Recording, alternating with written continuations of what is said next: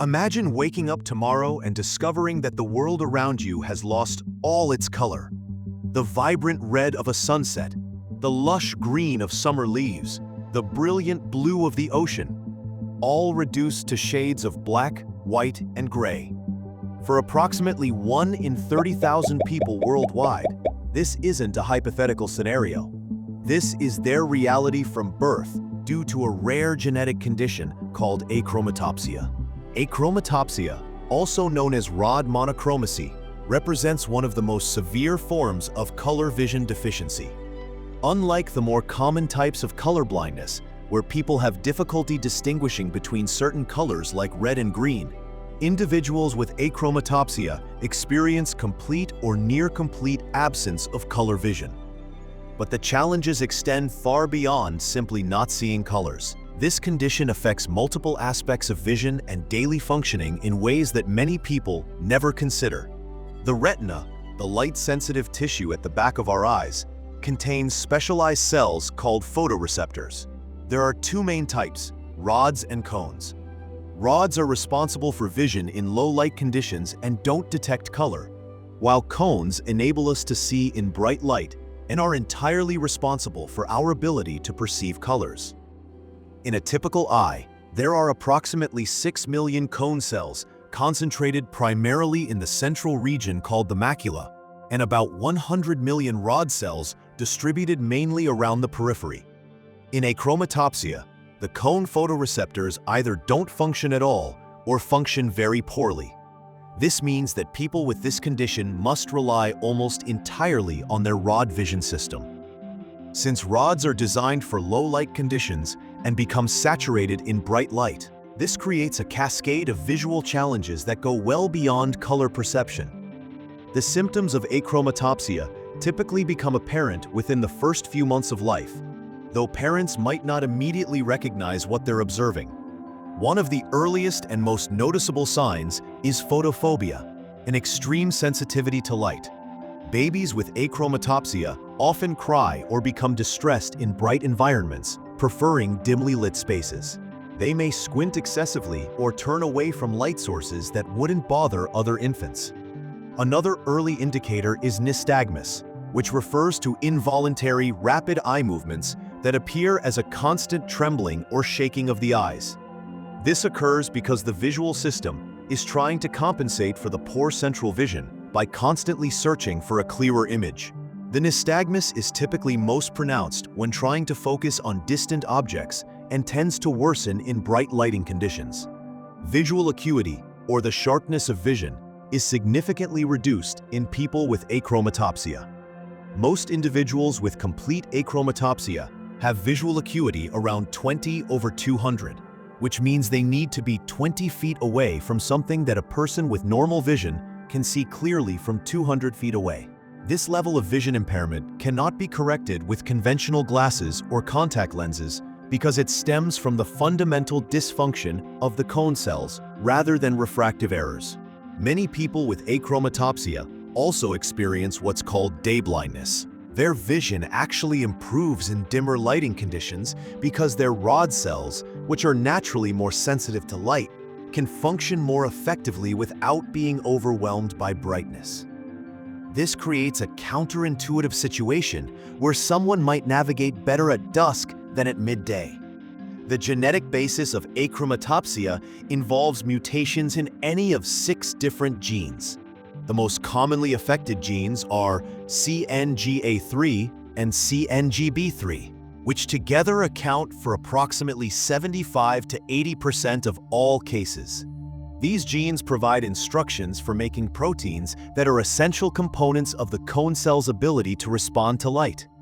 Additional genes associated with the condition include GNAT2, PDE6C, PDE6H, and ATF6, each playing crucial roles in the cone photoreceptor signaling pathway. Achromatopsia follows an autosomal recessive inheritance pattern. This means that an individual must inherit a mutated copy of the gene from both parents to develop the condition. Parents who each carry one mutated copy typically show no symptoms themselves, but have a 25% chance with each pregnancy of having a child with achromatopsia. Interestingly, every child of someone with achromatopsia will be a carrier of the condition, though they won't be affected unless their other parent is also a carrier. There are two main forms of achromatopsia: complete and incomplete. People with complete achromatopsia have no functional cone cells and see the world entirely in grayscale. Those with incomplete achromatopsia retain some limited cone function and may be able to perceive very faint colors under specific lighting conditions, though their color vision is still severely impaired. Diagnosing achromatopsia requires a comprehensive approach that goes beyond standard eye examinations. While the retina may appear completely normal during a routine fundus examination, specialized testing reveals the underlying cone dysfunction. Electroretinography, which measures the electrical responses of retinal cells to light stimulation, shows absent or severely reduced cone responses, while rod responses remain normal. Color vision testing demonstrates the extent of color discrimination loss, and optical coherence tomography can reveal structural changes in the retinal layers where cone cells are concentrated. Currently, there is no cure for achromatopsia, but several management strategies can significantly improve quality of life. The most common intervention involves specially tinted glasses or contact lenses, particularly those with red or amber filters. These lenses help reduce photophobia by filtering out the wavelengths of light that are most uncomfortable for people with the condition. Some individuals benefit from wraparound frames with additional side shields to minimize light exposure from all angles.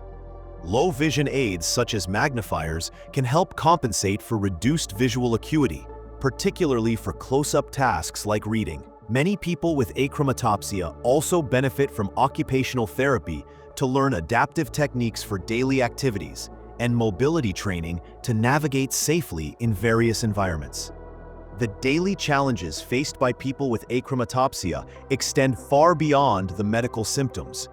Simple activities that most people take for granted become complex problems requiring creative solutions. Choosing appropriate clothing becomes difficult without color cues, leading many to organize their wardrobes by location or ask family members to help coordinate outfits. Cooking presents multiple challenges, from determining if meat is properly cooked to distinguishing between similar-looking ingredients.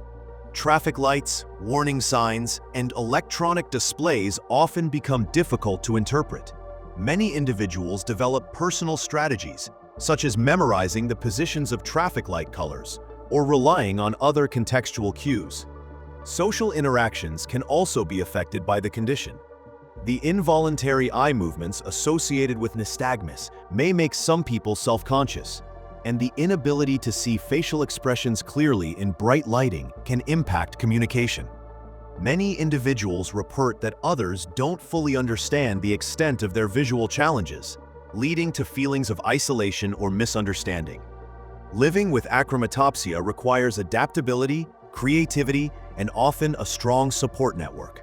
While the condition presents significant challenges, many individuals lead fulfilling, independent lives by developing effective coping strategies and leveraging available assistive technologies. The key lies in understanding the condition thoroughly, implementing appropriate management strategies, and staying informed about emerging treatments. Thanks for watching.